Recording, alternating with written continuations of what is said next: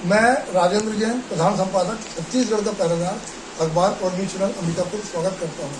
आज हमारे कार्यालय में छत्तीसगढ़ के वरिष्ठ पत्रकार श्री अशोक ठाकुर जी आए हुए हैं। अशोक ठाकुर जी बहुत पुराने और अनुभवी पत्रकार हैं। उन्होंने कई चुनाव में रिपोर्टिंग की है और ग्राउंड रिपोर्टिंग की है। मैं जानना चाहूँगा कि आगामी लोकसभा चुनाव में सरगुजा के संदर्भ में क्या परिणाम की उम्मीद है, क्या भाजपा जीत पाएगी या कांग्रेस को चमत्कार दिखाएगी। श्री अशोक ठाकुर जी।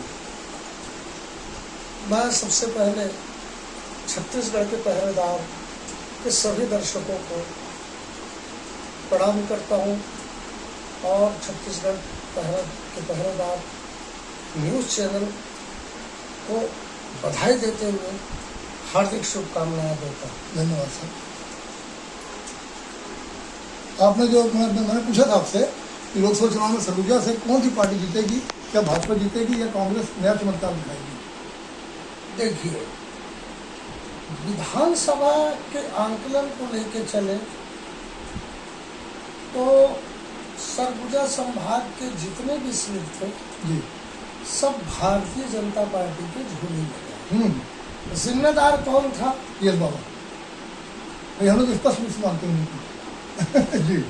जिम्मेदार कौन था, क्यों था, किस लिए था, कौन सा परिवेश था, ये राजनीतिक विश्लेषण का विषय है। वो अलग मुद्दा हो गया सर। लेकिन अगर घर का मुखिया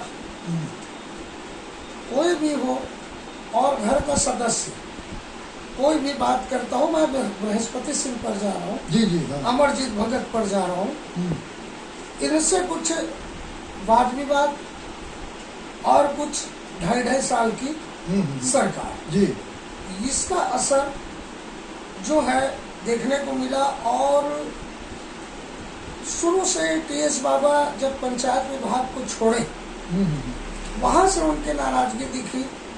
फिर आला कमान ने उनको संभालते हुए डिप्टी सीएम बनाए, वो भी 2.5 या 3 महीने जो कोई मायने नहीं तो मजाक हो गया था।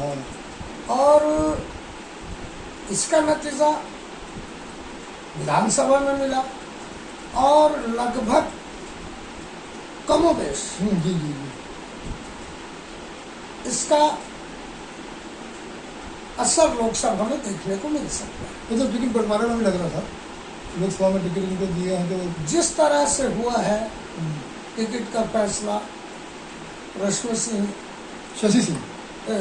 सिंह जी, पैकरा, शशि सिंह कोराम मैडम, शशि सिंह कोराम, हाँ, शशि सिंह कोराम, यहाँ की जो लोकसभा की जो कांग्रेस ने जिनको टिकट दिया है वो एक गिफ्ट कहा जाए जी।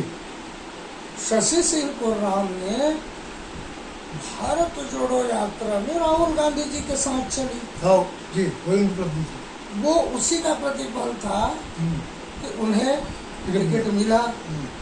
वहाँ टीएस सिंहदेव की राय कहीं नहीं चली। तो भाई बाहर थे ना, पूरे चुनाव के दौरान बाहर थे। और क्यों नहीं चली, इसका दूसरा कारण है आदि सिंहदेव को कमान सौंपकर अपने पारिवारिक कारणों से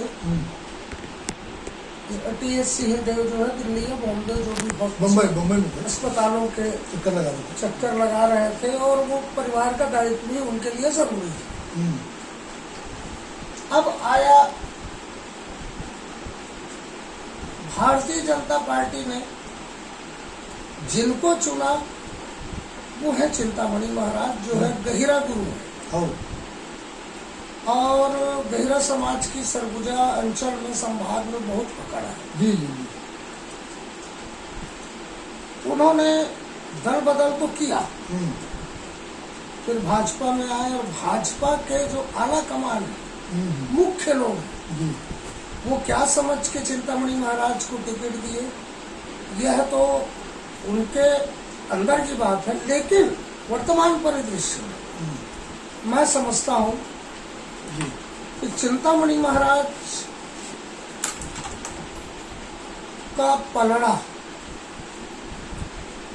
शशि सिंह कोराम के पलड़े से ज्यादा भारी। जी जी, एक तो भाई भाजपा कैडर बेस्ड पार्टी है, संगठन इनके पास कार्यकर्ता है, तो कांग्रेस में तो बहुत जगह कोई काम ही नहीं करने वाला है इनका। सवाल दूसरा ये है कि क्यों भारी है। शशि सिंह कोर्राम जी जो है बहुत ही इंटेलिजेंट है, बहुत ही पढ़ी लिखी है जी, लेकिन उनका राजनैतिक ज्ञान बहुत ही कम है। कम है कोई। जबकि चिंतामणि महाराज विधायक रह चुके हैं 2 बार। तो वो भी 2 बार, तो उनका राजनीतिक ज्ञान बहुत ज्यादा है। कि ज्ञान होने से कुछ नहीं होता है सर, काम भी तो होना चाहिए। काम तो कुछ नहीं किया है ना, काम लुडरा में थे विधायक, वहाँ भी कुछ काम नहीं कराए है ना। अब सवाल यह उठता मैडम, आपके सवाल का मैं जवाब दे रहा हूँ कि कुछ विधायक मेज थपथपाते हैं विधानसभा में जाके, जी, कुछ विधायक चिल्लाते हैं। तो मैं कहूँगा चिंतामणि महाराज भी वही काम लोकसभा में जाके करेंगे। मुझे ऐसा नहीं लगता। मैं यह खुले बात से स्वीकारता हूँ और खुले दिल से यह बात कहता हूँ, बेखौफ होकर कहता हूँ कि चिंतामणि महाराज जीत तो रहे हैं लेकिन मतों का अंतर कम होगा और सरगुजा के विकास मैं आपको कहूँगा सर, इनके जीत का अंतर कम से कम 2 लाख से ज्यादा होगा महोदय। कल अपन सवेरे देखेंगे नहीं तो अपन तो फिर मिलेंगे, आप फिर से चर्चा करेंगे। ये मेरा आकलन है कि कम से कम 2 लाख से ज्यादा वोट जीतेंगे चिंतामणि महाराज। कारण ये सुनिए, सबसे महत्वपूर्ण कारण है महतारी बंधन योजना, जो भाजपा सरकार ने हर महिला को 1,000 रुपये प्रतिमाह दे रही है। उसका इतना असर पड़ा है कि कांग्रेस कार्यकर्ताओं की पत्नियां भी उसको वोट नहीं दे रही है कांग्रेस को। सबसे बड़ी बात यह है मोदी की वजह से वोट मिल रहा है सर उनके। कांग्रेस ने 1 लाख रुपए रखा है, वो तो घोषणा करी है, घोषणा है। और अब इन्होंने कोई घोषणा नहीं की ना, भारतीय जनता पार्टी ने 1 लाख से 1.25 लाख नहीं की, दे रही है ना भैया। लेकिन उसका प्रतिकूल असर ये है कि यह जो भारतीय जनता पार्टी चुनाव लड़ेगी, या सरगुजा चिंतामणि महाराज के चेहरे पर चुनाव, ये नरेंद्र मोदी जी के चेहरे पर चुनाव लड़ी जा रही है। बिल्कुल बिल्कुल। अब देखना यह है कि चिंतामणि महाराज तो आप लोग का आंकलन कहते हैं कि 2 लाख, लेकिन मेरा अंतर ये कहता है, मेरा एनालिसिस ये कहता है चिंतामणि महाराज जीत रहे हैं लेकिन मतों का अंतर कम होगा, क्योंकि विधानसभा अलग है, लोकसभा अलग है। दोनों जगह अलग होते हैं। लोकसभा में प्रत्याशी हर गांव में हर जगह नहीं जा सकते, बहुत बड़ा एरिया होता है। किंतु विधानसभा में प्रत्याशी के पास इतना समय होता है जी कि डोर टू डोर जाता है या विलेज टू विलेज जाता है, मतलब गांव से गांव जाता है। सर आखिरी क्वेश्चन, क्या 400 पार हो पाएगी भाजपा लास्ट? मुश्किल नहीं, असंभव। ऐसा मुश्किल नहीं, असंभव। मैं आपको कह दे रहा हूँ, भाजपा अपने दम पे 260, 265 निकाल लेगी। उसके बाद जो एनडीए है उनके घटक दल है वो ले लेंगे और कुल मिलाकर के भारतीय जनता पार्टी की सरकार केंद्र में बनेगी। बहुत बहुत धन्यवाद सर, कल मिलते हैं परिणाम के बाद। ठीक।